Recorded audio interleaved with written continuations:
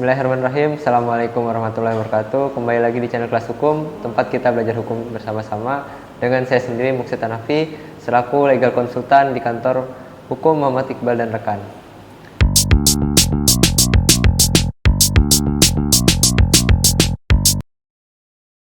Ya, sudah sering kali gitu ya, edukasi-edukasi yang kita berikan di channel Kelas Hukum semoga bisa bermanfaat ya, edukasi-edukasi yang kita berikan. Nah, pada kesempatan hari ini kita akan sedikit gitu ya, membahas beberapa case atau perkara gitu ya yang sedang viral.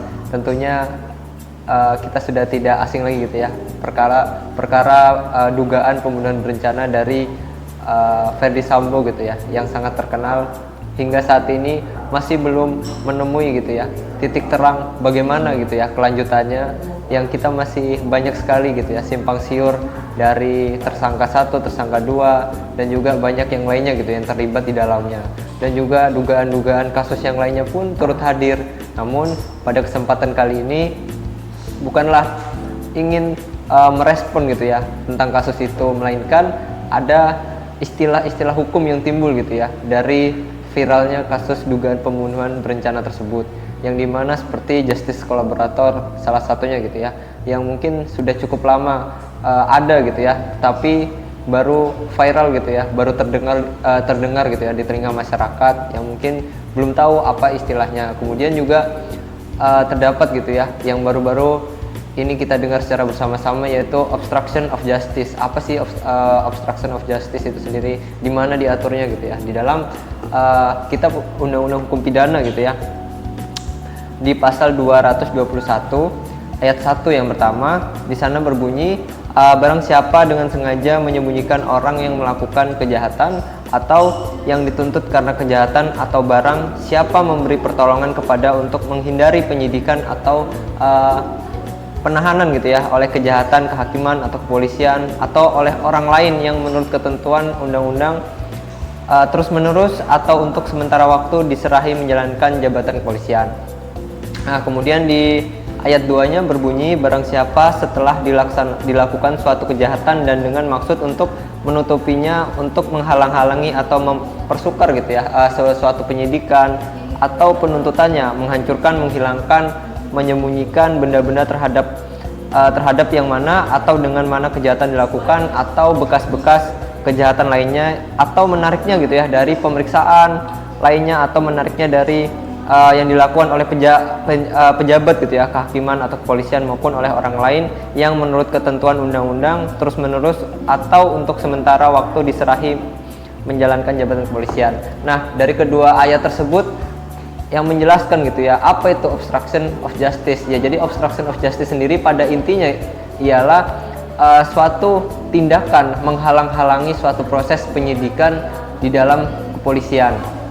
Nah, di dalam kasus tersebut sudah terlihat gitu ya banyaknya terjadi penghalang-halangan kasus gitu ya, penutup gali lubang tutup lubang dan lain sebagainya gitu ya, dengan isu-isu terbaru dan banyak lagi isu lainnya gitu ya yang berupaya untuk menutupi kasus tersebut. Namun tidak bisa dipungkiri dari viralnya kasus itu menyeret banyak sekali gitu ya anggota kepolisian, baik yang memiliki jabatan ataupun yang baru bergabung di kepolisian, yang masih memiliki pangkat paling rendah bahkan ikut terlibat di dalamnya. Nah, adapun dalam obstruction of justice sendiri ini merupakan suatu tindakan yang menutup-nutupi atau bahkan menghilangkan suatu barang bukti, atau yang memperlambat gitu ya suatu proses penyidikan, yang tentunya ini tidak baik gitu ya. Ditambah kasus ini sudah memakan waktu cukup lama gitu ya, sudah berbulan-bulan lamanya kapan ini akan diproses ke tahap selanjutnya di kejaksaan gitu ya, pelimpahan. Hingga saat ini saja belum clear, belum selesai, belum tuntas gitu ya dibahas di kepolisian.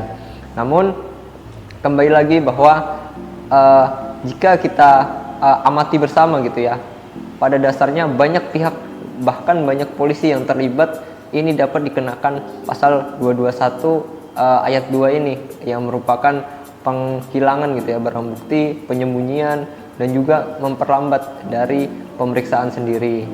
Nah, itulah kawan-kawan sekalian dan juga para penonton channel Kelas Hukum, video edukasi singkat gitu ya mengenai obstruction of justice. Nah, buat teman-teman ataupun para penonton channel Kelas Hukum yang baru nonton di channel Kelas Hukum, baru bergabung gitu ya, jangan lupa juga tonton video-video lainnya, video menarik lainnya di channel Kelas Hukum. Sekian gitu ya video edukasi singkat, semoga teman-teman terus belajar dan terus juga mengikuti gitu ya konten-konten kita di channel Kelas Hukum. Jangan lupa like, comment, and subscribe, dan juga share ke teman-temannya untuk membagi edukasi-edukasi singkat gitu ya, pemahaman-pemahaman baru baik tentang pidana, perdata maupun tata usaha negara gitu ya. Banyak video-video lainnya yang kita bisa berikan gitu ya. Sebagai anak hukum tentunya kita harus memahami hukum tidak hanya secara general tapi secara khusus juga. Ya, sekian. Wassalamualaikum warahmatullahi wabarakatuh.